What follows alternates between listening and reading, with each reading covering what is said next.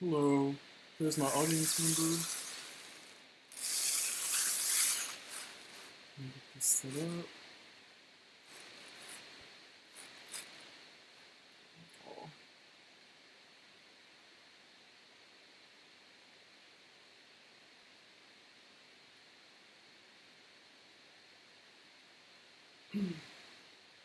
Okay, so today I'm going to be talking about the French Revolution, but I'm not going to be talking about the French Revolution in whole because it is obviously a very broad topic and I can't cover everything. But I'm going to be talking about certain key aspects of the revolution, events, and people, primarily the storming of the Bastille, and third, Dr. Joseph Guillotin.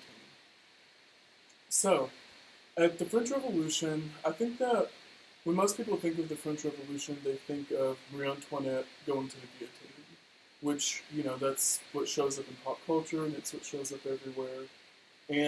But I think that it makes people think that she's solely responsible for the conditions that started the revolution, which isn't true. And according to Gail Basinga, um, he talks about how the events that led to the revolution and what created the sort of economic despair in France really stem back before Marie Antoinette and Louis XVI, back really to Louis XIV, which was Louis XVI's grandfather, and it a lot of his policies, a lot doing with the American Revolution, fighting in the American War, led to a lot of the bad spending that set up the sort of economic despair that would come a few decades later to bite the monarch in the behind. So while I think that Marie Antoinette's, kind of salacious role in the revolution is relevant, it's relevant because it is symbolic of ultimately the anger of the French people and the depths that they went to really create change in their lives. It's a very small part of the revolution. But, anyways, so next, the storming of the Bastille is probably one of the major parts of the French Revolution. It was one of the major events. Now, what led up to the storming of the Bastille was in response to taxation policies that were happening from Louis XVI, the French people started to develop in mobs, and they started in this sort of vigilante way attacking um, state buildings, symbols of aristocratic wealth, different homes, and eventually this led to the storming of the Bastille. Now, the storming of the Bastille is relevant, according to Jeremy Popkin, because it eventually would lead to the sort of tactics that they used would be repeated in a bunch of different sort of storming and attacks that the mobs would create. So, it once the taxations were coming through, the people were on the brink of starvation at this point, and in their efforts to sort of act in mob rule and attack, they realized that they were going to need more armies. So their go-to was to go storm the Bastille because they were needing gunpowder. They didn't have enough at the time. So in the storming of the Bastille, around 100 revolutionaries were killed in the mobs, but that didn't really stop them. They still kept persisting, and they did persist, and they did take over the army and the fort. And another thing that is relevant about the Bastille is that the Bastille to the French people was a symbol of tyranny. It was a building, a fort that existed all the way back to the 1300s. Through the Dark Ages, it was a symbol of torture, of imprisonment. So it was a perfect target for the people to attack. So once they had that victory over the Bastille, one of the main things they did was put all the soldiers and all the generals' heads on spikes and march them through Paris.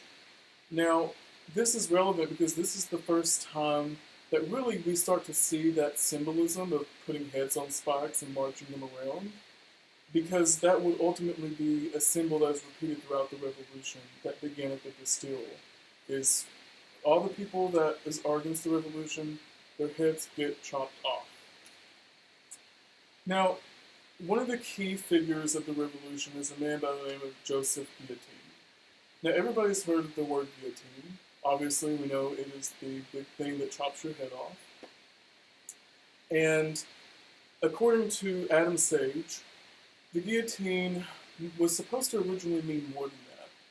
Joseph Guillotine was not just a doctor, but he was also a politician, and he eventually became a part of the National Assembly and became a part of the Parliament and a symbol of the revolution.